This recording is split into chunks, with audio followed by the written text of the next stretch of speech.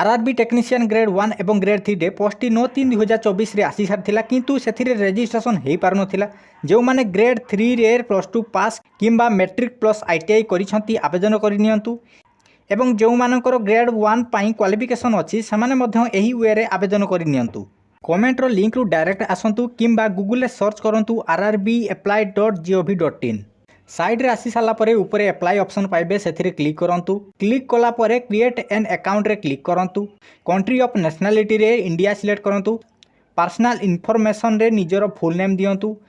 Read type रे मध्यम पुणी आपनकर नेम टी फिल करंतु। जदि नेम चेंज करछंती यस करंतु नहले न करंतु। निज डेट ऑफ बर्थ टी एठारे सिलेक्ट करंतु। पुणी थरे एठारे आपनकर डेट ऑफ बर्थ टी रीसिलेक्ट करंतु। एठारे आपनकर जेंडर सिलेक्ट करंतु। पुणी थरे एठारे आपनकर जेंडर सिलेक्ट करंतु। बापा को नेम एठारे फिल करंतु। पुणी थरे बापा को नेम एठारे फिल करंतु। माँ को नेम फिल करंतु। पुणी थरे आपनकर माँ को नेम फिल कर दियंतु। एठारे आपनकर आधार नंबर फिल करंतु। देन वेरीफाई यूजिंग आधार रे क्लिक करंतु। एठारे वेरीफाई पई आधार लिंक थिबा मोबाइल नंबर रे किछि ओटीपी जेबो नै। तळकु आसी आई कन्फर्म रे क्लिक करंतु। पुणी ऊपर को स्क्रॉल करी जदि आधार डिटेल्स एवं मैट्रिकुलेशन डिटेल्स सेम अछि ते बॉक्स रे टिक करंतु। देन पुणी तळकु स्क्रॉल करी वेरीफाई रे क्लिक करंतु। कॉन्टैक्ट डिटेल्स रे email address they generate OTP रे क्लिक करंतु। मोबाइल नंबर फिल करंतु। साइड रे जनरेट ओटीपी रे क्लिक करंतु। 6 डिजिट रो ओटीपी ईमेल एवं मोबाइल को जाइथिबो एठारे फिल करंतु। एठारे स्ट्रांग पासवर्ड फिल करंतु। पुणी कन्फर्म पासवर्ड फिल करंतु। एही कैप्चा को एठारे फिल करंतु। Then preview and create account रे क्लिक करंतु। जहाँ फिल करिथिबे एठारे सब शो करिवो। भूल थिले एडिट कर दियंतु। तळे बॉक्स रे टिक करंतु। देन क्रिएट एन अकाउंट रे क्लिक करंतु। अकाउंट यही भली क्रिएट हो एबे मोबाइल नंबर किंबा ईमेल एवं पासवर्ड दे तले कैप्चा को एठारे फिल करी लॉगिन करंतु। लॉगिन पर तलकू स्क्रॉल करंतु एवं एठारे एप्लिकेशन रे क्लिक करंतु। देखि परिबे दुईटी ग्रेड रही ग्रेड 1 एवं ग्रेड 3 जो इंटरेस्टेड अछंती एठारे ओडिशार भुवनेश्वर बोर्ड सिलेक्ट करंतु। एही भली तले बॉक्स रे टिक करंतु एवं एन रे क्लिक करंतु।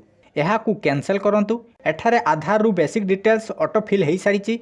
बास आपन को मटेरियल स्टेटस रे मैरिड अनमैरिड सिलेक्ट करिवार अछि। रिलीजन रे हिंदू किबा अन्य धर्म सिलेक्ट कर दियंतु। केउ लैंग्वेज रे एग्जाम देवा पई चाहूचंती एटारे सिलेक्ट करंतु। किछि जन्म दाग थिले एही ऑप्शन रे फिल करंतु। कम्युनिटी रे आपनकर कैटेगरी ठी एटारे ST SC जनरल जहाँ थिबो एटारे सिलेक्ट कर दियंतु। कास्ट सर्टिफिकेट रो नंबर टी एटारे फिल कर दियंतु। इश्यूइंग अथॉरिटी रे रेवेन्यू ऑफिसर सिलेक्ट करंतु। इश्यूइंग स्टेट रे ओडिशा सिलेक्ट करंतु। जेउ डेट रे कास्ट सर्टिफिकेट इश्यू करथिले एटारे सिलेक्ट करंतु।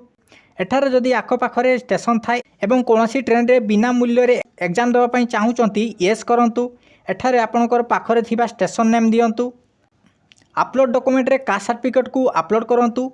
पोस्टल एड्रेस डिटेल्स रे स्टेट सिलेक्ट करंतु। डिस्ट्रिक्ट सिलेक्ट करंतु। एड्रेस गोटिए लाइन रे दे दियंतु। विलेज टाउन नेम दियंतु। जदि परमानेंट एड्रेस एवं प्रेजेंट एड्रेस सेम थाए तो एही बॉक्स रे टिक करंतु। तळे सेव रे क्लिक करंतु। पुणी नेक्स्ट रे क्लिक करंतु। कैटेगरी डिटेल्स रे जदि आपण जने एक्स सर्विसमैन यस किंबा नो करंतु। जदि आपण डिजाबिलिटी यस किंबा नो करंतु।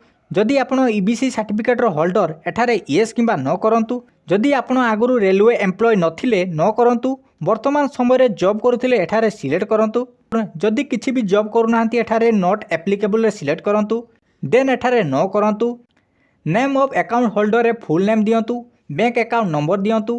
पुणी अकाउंट नंबर टी एठारे फिल करंतु। एठारे बैंक रो IFSC कोड दियंतु। देन कंटिन्यू रे क्लिक करंतु। कंटिन्यू रे क्लिक कर साला परे ऑटोमेटिक बैंक रो नेम एवं बैंक रो एड्रेस फिल हो जिवो। तळे सेव रे क्लिक करंतु। पुणी नेक्स्ट रे क्लिक करंतु। मैट्रिकुलेशन रे स्टेट सिलेक्ट करंतु। डिस्ट्रिक्ट सिलेक्ट करंतु। बोर्ड रे board of secondary education Odisha select करंतु। जेउ डेट रे पास आउट होइचंती एठारे सेही डेट टी सिलेक्ट करंतु। एठारे रोल नंबर फिल करंतु। देन एठारे एड रे क्लिक करंतु।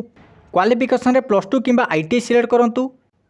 जदि +2 सिलेक्ट करचंती डिसिप्लिन रे फिजिक्स एवं मैथ्स सिलेक्ट करंतु। स्टेट सिलेक्ट करंतु। डिस्ट्रिक्ट सिलेक्ट करंतु। बोर्ड रे CHSE ओडिशा फिल करंतु। जेउ डेट रे पास आउट होइचंती डेट टी दे दियंतु। देन तळे एड रे क्लिक करंतु। तळे नेक्स्ट रे क्लिक करंतु। एठारे आपनकर पासपोर्ट फोटो 30 KB रु 70 KB हेबा निहाती दरकार एवं फोटोर बैकग्राउंड टी व्हाइट हेबा दरकार। सही भली फोटो ब्राउज रे क्लिक करी अपलोड करंतु। सिग्नेचर मध्य 30 KB रु 70 KB हेबा दरकार। सही भलिया सिग्नेचर ब्राउज रे सिलेक्ट करी अपलोड करंतु। देन तळे सेव रे क्लिक करी पुणी थरे नेक्स्ट करंतु। एठारे एलिजिबल पोस्ट टू अप्लाई रे देखिपारे आपको एलिजिबल अनुसार एठारे पोस्ट शो करिवो। एठारे ई-सीओर टेक्नीशियन ग्रेड 3 शो करुच्ची। एठारे प्लस रे क्लिक करंतु, तले थिबा बॉक्स रे टिक करंतु, डिक्लेरेशन बॉक्स रे मध्य टिक करंतु, प्लेस रे आपनकर टाउन किंबा विलेज नेम दियंतु, देन सेव रे क्लिक करंतु, प्रीव्यू एप्लिकेशन रे क्लिक करंतु। जहाँ फिल कले एठारे देखिपारे जदि भूल थिबो एठारे एडिट कर दियंतु। सबु ठीक थिले बॉक्स रे टिक करी सबमिट रे क्लिक करंतु। पुणी थरे एठारे सबमिट रे क्लिक करंतु। एठारे आपनकर 250 टंका पेमेंट करिया पई पड़िबो। तळकू आसी पे नाउ रे क्लिक करंतु। रिफंड पॉलिसी रे मध्य टिक करंतु, देन तळे प्रोसीड रे क्लिक करंतु। एठारे तळकू स्क्रॉल करिवे। एठारे पेमेंट यूपीआई रे सहज हेबो, तेणु यूपीआई रे क्लिक करंतु। एंटर यूपीआई आईडी रे क्लिक करंतु। आपनको यूपीआई आईडी दियंतु। जदि आपनकर पेटीएम अछि, पेटीएम रो नंबर दियंतु। @ सबु स्मॉल रे पेटीएम लिखि दियंतु। साइट रे वैलिडेट रे क्लिक करंतु। यूपीआई आईडी देइथिबा मोबाइल नंबर रे गोटिए मेसेज जाइथिबो एवं सेथिरे गोटिए लिंक जाइथिबो। सेही लिंक रे क्लिक करी 250 टंका पेमेंट करंतु। पेमेंट परे ऑटोमेटिक साइट रिफ्रेश हो जिवो। एठारे स्टेटस रे पेमेंट कंप्लीटेड पाई जिवे। व्यू एप्लिकेशन रे क्लिक करंतु एवं एप्लिकेशन को प्रिंट करी रखंतु। जदि कोनोसी डाउट थिबो कमेंट करंतु।